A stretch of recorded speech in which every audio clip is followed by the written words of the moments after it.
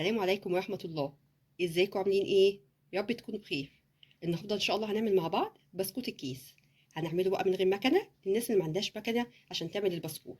وهنعملها بدون زبدة وبدون نشادر، حاجة كده بسم الله ما شاء الله تحفة جدا. احنا عملنا من قيمة يومين بسكوت النشادر، هسيبها لك تحت، وكنا عاملينها بالمكنة، هسيبها لك تحت في صندوق الوصف الناس اللي حابة تعملها. بس لو أول مرة بقى تشوفيني ما تنسنيش في اللايك والاشتراك وتفعيل الجرس. نفتح واحدة ونشوفها مع بعض. بسم الله ما شاء الله، بصوا الجمال، بصوا اللون بتاعها، كل واحدة أحلى من التانية.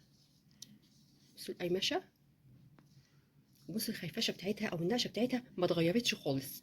التزمي بالحاجات الصغيرة اللي هنقولها في وسط الفيديو إن شاء الله، وإن شاء الله هتعجبك جدا.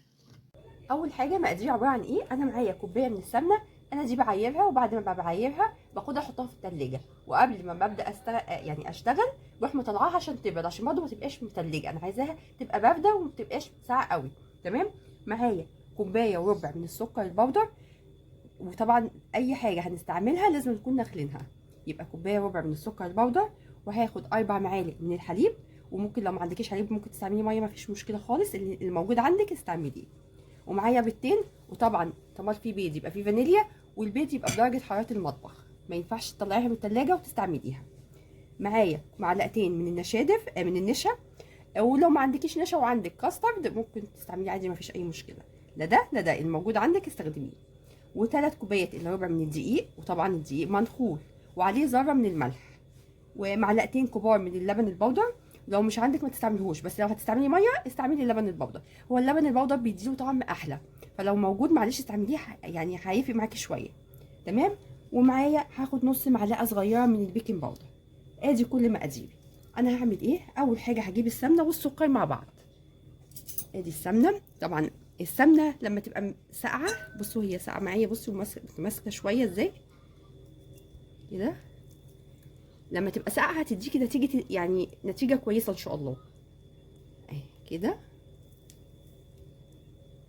انا مطلعاها قبل ما ابدا اشتغل بنص ساعه تقريبا او ساعه الا ربع كده، طلعتها من التلاجة كده. بسم الله. برضو السمنه لما تيجي تعيريها، عيريها وهي سايله، يعني انا بسيحها وعاير الكوبايه وبعد كده احطها في التلاجة علشان يبقى العيار بتاعي مظبوط، عشان ميبقاش فيها فراغات وتاخد من الكميه. بس كده اهو.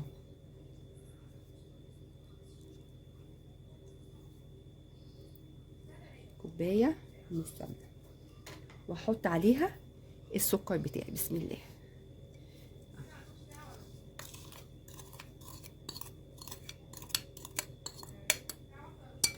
بالشكل ده كده، وهبدا اضرب الكلام ده مع بعض. دلوقتي الخطوه دي مهمه جدا، ان انت تضربي السكر مع السمنه كويس، ده اللي هيديكي الهشاشه والخفيفه للبسكوته بتاعتك. لو ما ضربتهاش كويس هتبقى مكتومه ومش خفيفه. انا هضربها بس عشان صوت المضرب ما يبقاش صوته عالي، وهتضربيها لحد ما تحسي ان هي بقت كريمي خالص.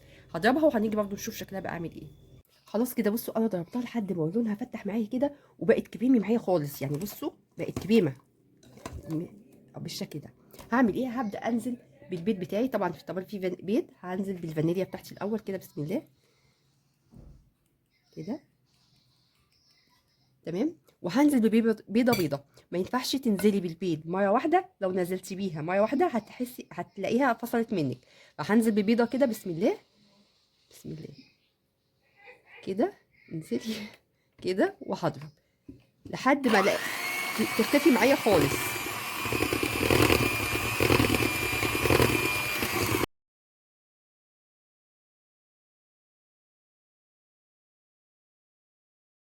اول ما اختفت كده هنزل البيضه التانية كده بس، هضربها لحد برضو ما تختفي، وبعد كده نحط بقيه بالمقادير بالشكل ده كده. خلاص كده، بمجرد ان البيض اختفى هجيب بس اي حاجه، معلقه عندك او اي حاجه، هناخد الجناب عشان ما يبقاش فيه ايه بواقي البيض، او يكون في اي حاجه في الجناب اهو كده. هنلم كله كده.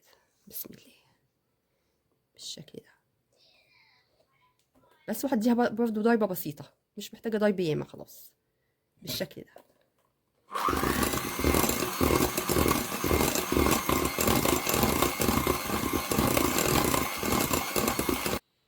خلاص كده هبدا بقى انزل بالنشا بتاعي. بسم الله. بصوا انا عايزه معلقتين كبار هرميه كده بالشكل ده.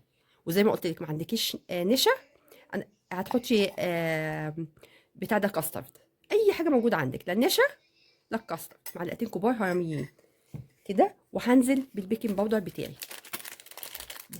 هحط كده نص معلقه صغيره من البيكنج باودر بالشكل ده بس. وهبدا واحط برضو عشان ما نسيهمش 4 معالق من اللبن. وزي ما قلت لك لو ما عندكيش لبن مش مشكله، هتستعملي ميه.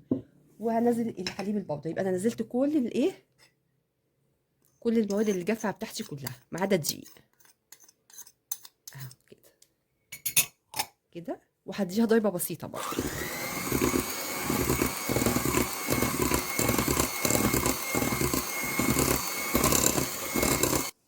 خلاص كده انا بطلت ضرب. هبدا بقى انزل بالدقيق بتاعي. طبعا هتنزلي بالدقيق، ما تنزليش بيه مره واحده، لان بيختلف الدقيق من زي ما قلنا مليون مره. الدقيق بيختلف من نوع لنوع تاني. فانا هنزل مثلا بثلاث ارباعه كده. وخصوصا اللي طبعا هتشتغلي بالكيس بيبقى عايزاه يبقى طري يعني بيلزق بسيط. وهنشوفه برضو واحنا شغالين. البسكوت يا جماعه ما بيتعجنش، خلي بالكم المعلومه دي مهمه جدا. البسكوت لو عجنتيه هتلاقيه هينشف معاكي ويعضم. احنا بس بنلم يعني. بصي احنا بننزل الدقيق كده وتلمي العجينه بتاعتك اهو بالشكل ده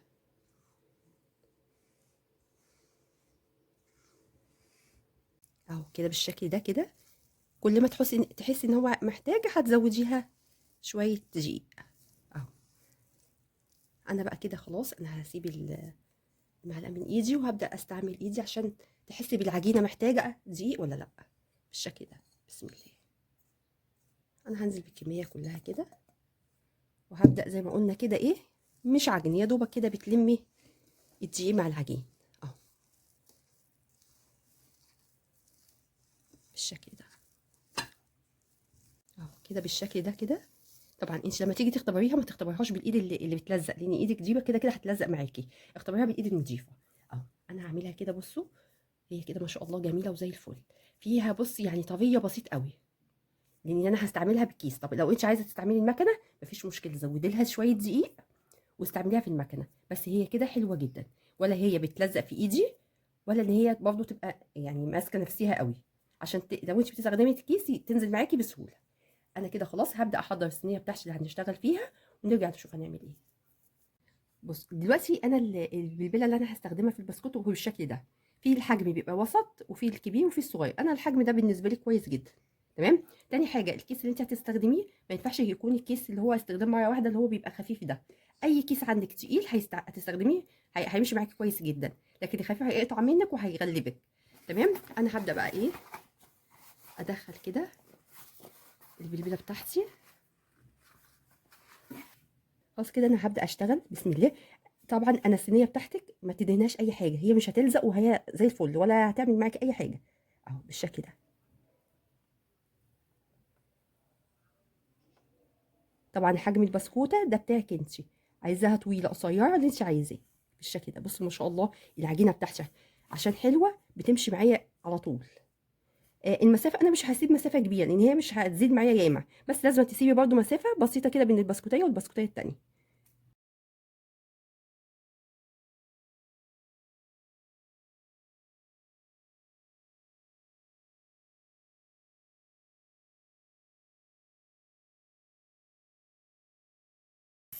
انا هكمل بقيه الصينيه كده وهدخلها في الفرن.